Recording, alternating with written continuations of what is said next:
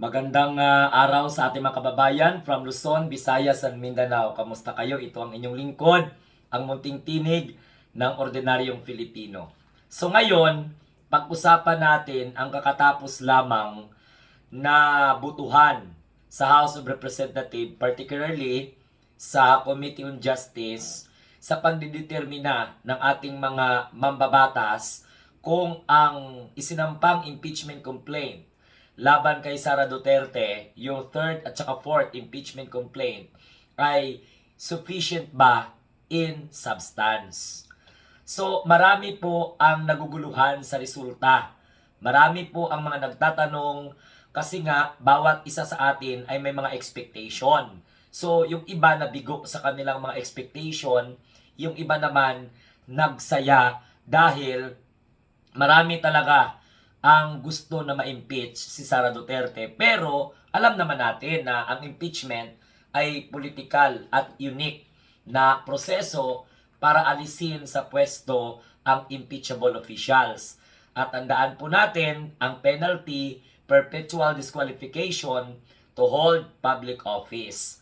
So, ang nangyari, 5 po sa mga mambabatas na kung saan ay galing po sa Bangsamoro Autonomous Region for Muslim Mindanao at Region 12, talagang nakita natin na pumabor po para gawing sufficient in substance yung impeachment complaint na isinampa laban kay Sara Duterte, no? Yung Vice President ng ating bansa. So, yung iba sa inyo siguro hindi alam kung sino to mga mambabatas na ito. Dahil alam ko, ang mga nanonood sa atin ay galing po sa Bangsamoro Autonomous Region for Muslim Mindanao at yung iba sa pangkalahatan ay galing po sa Region 12 o Region 12. So for the information of everyone, sa BARM, meron pong galing sa Lanao del Sur at syempre nanggaling din po yan sa Bangsamoro Region. So ngayon, isa po sa mga mambabatas ay si Congressman Zia Alonto Adjong. Galing po sa Lanao del Sur. Siya po ay isa sa mga congressman nagmula sa Lanao del Sur at isa po na galing sa BARM ay si Sir Balindong ng Bangsamoro Region, na kung saan naniniwala sila na dapat ituloy ang impeachment complaint laban kay Sara Duterte. Kasi nadeklara na po na sufficient in form, so kahapon diniklara po na sufficient in substance. So yan po ay ang dalawa na mambabatas galing po sa Lanao del Sur at sa Bangsamoro Region. Si Congressman Zia Alonto Adjong at saka si Congressman Sir Balindong. Okay, habang mga kababayan, ang mambabatas na galing po sa Region 12 o Region 12 na bumoto pabor na ideklarang sufficient in form or sufficient in substance ay si Congresswoman Maria Alana Santos at syempre siya po ay galing sa Cotabato. Yan. Congressman ng Cotabato. Siyempre, ang Cotabato City galing, ano po yan sako po ng Region 12. So, uulitin ko, dalawa po sa BARM, Lanao del Sur, at the same time, Bangsamoro Region. Mayroon din po nanggaling na mga mambabatas sa South Cotabato at saka sa Cotabato Province. Na ngayon, sa Cotabato, isa po dyan ay si Congresswoman Maria Ana Santos. At ang sa South Cotabato, yan po ay si Congressman Dinan Hernandez. So yung dalawang congressman na yan, galing po sa Region 12, Cotabato and South Cotabato. So, isa din po si Representative Raymond Mendoza na kung saan kinatawan po siya ng TUCP party list ay pumabor din, no? Siya yung stepfather ni Congressman Santos ng Cotabato Province. Okay? Si Raymond Mendoza.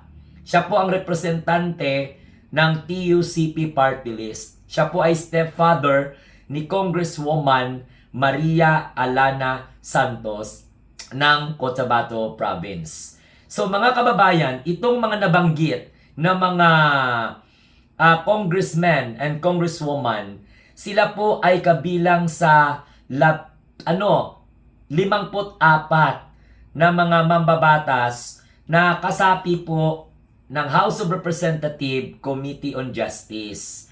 So ito ay ang committee na humihimay, nagdedetermina sa impeachment complaint laban kay BP Sara. Sira din po ang mga mambabatas na humimay din sa impeachment complaint na inihain laban kay Pangulong Bongbong Marcos.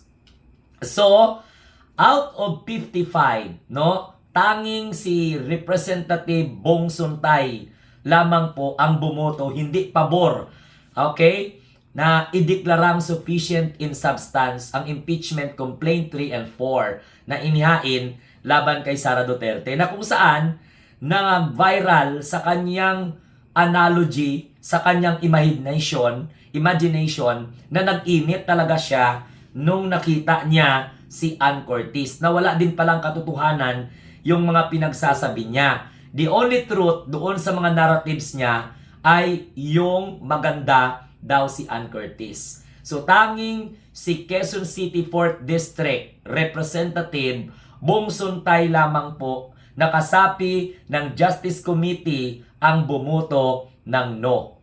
So dahil dito, no, lusot na po sa committee ang impeachment laban kay Sara Duterte. So ito ay iaakyat sa House Plenary at sa kapagbubutuhan muli ng lahat ng mga mambabatas. Pero bago po yan, kahapon, pinag-alam na po ng Committee on Justice na susulatan nila ang respondents, yung nasasakdal na si Vice President Sara Duterte, para sagutin ang mga allegation na napapaloob sa dalawang impeachment complaint.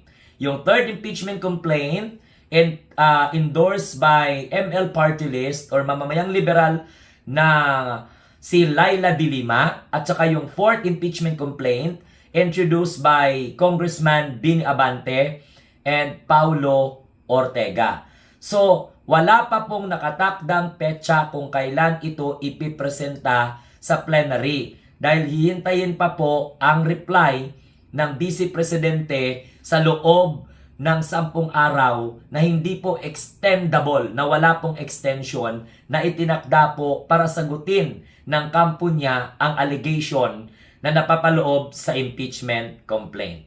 So bago pa man yan, yung mga nakikita po ninyo, yan po ay ang mga mambabatas na pumabor para ideklarang sufficient in substance ang dalawang impeachment complaint laban kay Sara Duterte. And take note, for the refreshment, for the information of everyone, 4 po ang impeachment na inihain laban kay Sara. Pero yung first impeachment complaint, yun po ay ibinasura, dinisregard o isinantabi dahil po sa violative sa 1-year rule bar. Pangalawa, yung impeachment complaint.